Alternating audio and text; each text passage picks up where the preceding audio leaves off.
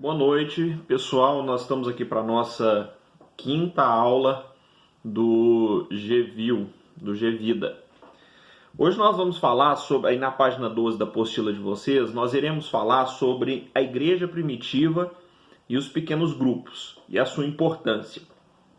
No primeiro versículo, aí, em Atos dos Apóstolos, capítulo 2, versículo 46 ao 47, diz assim: E perseverando unânimes todos os dias no templo, e partindo o pão de casa em casa, comiam com alegria e singeleza de coração, louvando a Deus e caindo na graça de todo o povo. E cada dia acrescentava-lhes o Senhor os que iam sendo salvos. Então a gente pode ver aqui que a igreja primitiva ela já trabalhava dessa forma, de casa em casa, né? Eles tinham o templo, as sinagogas, mas eles também reuniam de casa em casa, e a Bíblia diz que eles se reuniam com alegria, singeleza de coração, e caindo na graça do povo, e comendo o pão, e partindo o pão. Então nós podemos ver que desde o início a igreja primitiva ela teve o foco em evangelizar através dos lares. Em Romanos capítulo 16, versículo 3 e 5, diz assim: Saudai a Priscila e a Áquila, meus cooperadores em Cristo Jesus, os quais pela minha vida expuseram suas cabeças, o que não só eu lhes agradeço, mas também todas as igrejas dos gentios. Saudai também a igreja que está na casa deles. Ou seja, eles tinham uma igreja na casa deles. Colossenses 4,15. Na página 13, diz assim: Saudai os irmãos de Laodiceia e Ninfa, e a igreja que hospeda em sua casa. Então, desde o princípio, a igreja primitiva, ela reunia nos lares, ela reunia nas casas, era uma forma de evangelização. Esse é o foco principal do GVida, é o foco principal dos grupos, irmãos. O GVida não é um ministério exclusivo da igreja, não é um ministério como os demais ministérios. Eu posso chamar o GVida como uma agregação de todos os ministérios em prol de ganhar alma para Jesus. Então nós precisamos entender isso. O trabalho evangelístico, ele é o motor que move a igreja, né? E os grupos pequenos, ele é um trabalho evangelístico, é um trabalho missionário da igreja. Se a gente for pegar, por exemplo, um veículo, um carro, um automóvel, é como, por exemplo, se nesse carro o volante fosse o pastor da igreja, o que direciona a igreja. As rodas fosse o diaconato, que faz a igreja girar, que faz a igreja caminhar através do serviço, através das ações. Ele faz a igreja do cuidado com o templo, ele faz a igreja girar. O louvor é como se fosse o óleo que lubrifica ali o motor. E a palavra é como se fosse a gasolina, que é o que abastece a igreja.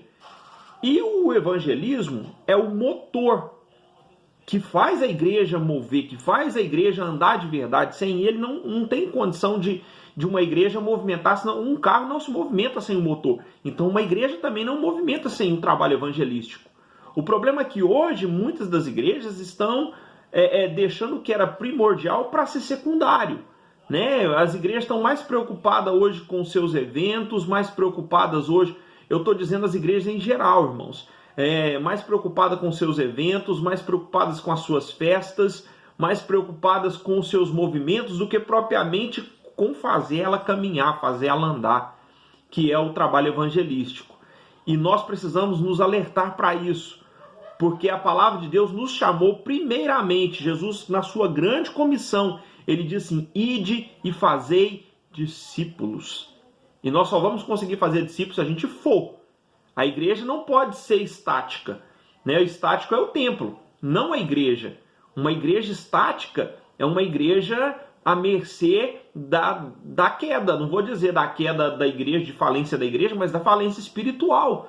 De verdade, a igreja está prestes a falir espiritualmente, porque é uma igreja que não move. Nós não podemos ser uma igreja, como o nosso pastor disse, nós não somos simplesmente uma organização, mas nós somos também um organismo vivo, e o organismo vivo precisa se locomover. Então nós precisamos, e a palavra igreja significa eclésia, que se diz tirada para fora. Ou seja, nós precisamos agir lá fora como igreja, resgatar almas para Jesus, fazer discípulo, como diz a palavra.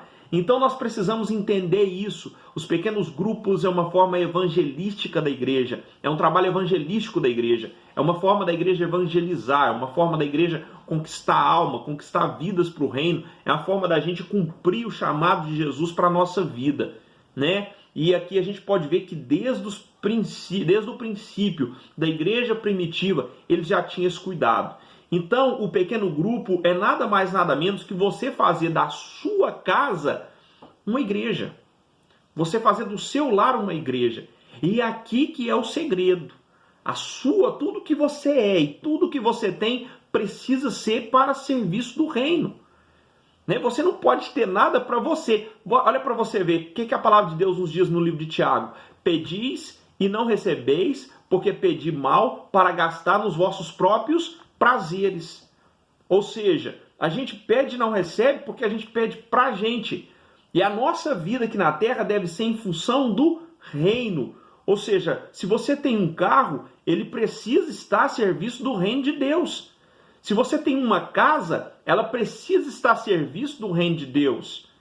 Aí às vezes você vai falar, pastor, mas eu conquisto minhas coisas com tanto carinho, com tanto esforço, com tanta batalha, e aí eu arrumo minha casa, e aí eu vou trazer gente para dentro da minha casa, vai sujar minha casa, vai quebrar alguma coisa em mim. Querido, se a sua casa não servir para ser uma peça de Deus aqui na terra, você está com o foco errado. Você ainda não entendeu o que é ser discípulo de Jesus. Se o seu carro não serve para carregar alguém que está precisando, para servir o reino de Deus naquele instante, você não entendeu o que é ser discípulo ainda. Você precisa entender o que é ser discípulo de Jesus. Eu lembro de um fato que aconteceu comigo num grupo familiar, na casa de uma irmã. A gente estava começando os grupos e eu fui na casa dela. E na hora que eu desci da moto eu não vi, eu pisei num barro que ainda estava um pouco molhado. E eu não vi. Eu entrei para dentro da casa dela, sentei, pus o pé num banco. No meio do estudo eu olho para baixo, irmãos, estava lotado de barro embaixo do banco. E um porcelanato na casa da irmã maravilhoso. Eu olhei para aquele negócio assim e eu comecei... Não sabia o que eu fazia, se eu parava o estudo, juntava com a mão aquele barro que estava ali pisando. Aí eu comentei, toquei no assunto. Falei, graças a Deus que a irmã abriu a porta da casa, mesmo eu estando aqui sujando a casa dela de barro. Ela falou, ô pastor, eu vi que você está sem graça por causa desse barro, mas não esquenta a cabeça não. O prazer que eu tenho, o prazer que eu estou tendo aqui hoje, receber o senhor e os irmãos aqui na minha casa, vocês podiam jogar terra na minha casa, que o prazer, isso aqui depois a vassoura tira, sabe, passa um pano, fica limpo. E eu aprendi uma lição com ela, com isso. O prazer de receber a obra de Deus dentro da nossa casa deve ser maior do que os nossos caprichos. Então, ou seja, você está preparando, você está se preparando para ser um líder, para ser um líder do G-Vida, você precisa entender que a sua casa também tem que estar à disposição do reino, né? A sua casa precisa receber o reino de Deus. Como diz aqui o apóstolo Paulo cumprimentando os irmãos de Laodiceia, ele diz assim, a igreja que ele hospeda na sua casa. A sua casa precisa ser uma igreja de Deus, né? Precisa estar a serviço do reino de Deus. Ou seja, tem muitos vizinhos seus e das pessoas que vocês vão liderar, que eles vão ser convidados para ir no templo, eles não vão. Eles não vão ser convidados para ir no templo. Mas eles serem convidados para ir na sua casa ou na casa daquele vizinho deles que vocês estão liderando a célula ali, é mais fácil. Você precisa de estratégia. Eu lembro de um pastor muito conhecido meu, que ele mudou para um bairro aqui em Divinópolis. Ele mudou para um bairro aqui em Divinópolis, ele foi abrir uma célula na sua casa. E os vizinhos não, ele convidou, os vizinhos não foram na sua casa. Aí estava próximo da Páscoa. Aí Deus deu uma estratégia para ele. Aí ele fez o seguinte, na sexta-feira, ele convidou, na sexta-feira da Paixão, ele convidou todos aqueles vizinhos seus ali em volta da sua casa para participar da Páscoa na sua casa e levar os seus filhos para participar da Páscoa. Que ele ia fazer a Páscoa para as crianças e para os pais levarem os filhos. E os pais foram. E ele levou, comprou chocolate para as crianças Páscoa é chocolate. Levou chocolate para as crianças e pediu algumas pizzas. Só que ele pediu de 4 queijos, porque era sexta-feira santa e as pessoas não comem carne. E na hora que ele foi partir a pizza para o pessoal que foi, ele falou, eu pedi de 4 queijos aqui, porque hoje eu sei que hoje é sexta-feira santa e vocês não comem carne. E uma daquelas pessoas que estavam ali, que ele depois virou, muitos deles continuaram na célula, e um deles que virou crente, depois dava testemunho. Falava assim, pastor, eu me converti por causa da pizza de 4 queijos, do cuidado que o senhor teve em não afrontar a gente. Porque tinha um vizinho nosso que sexta-feira da paixão ele fazia churrasco para afrontar a gente. Ele era crente, fazia churrasco para afrontar a gente. O senhor teve o cuidado de trazer uma pizza de queijo para a gente.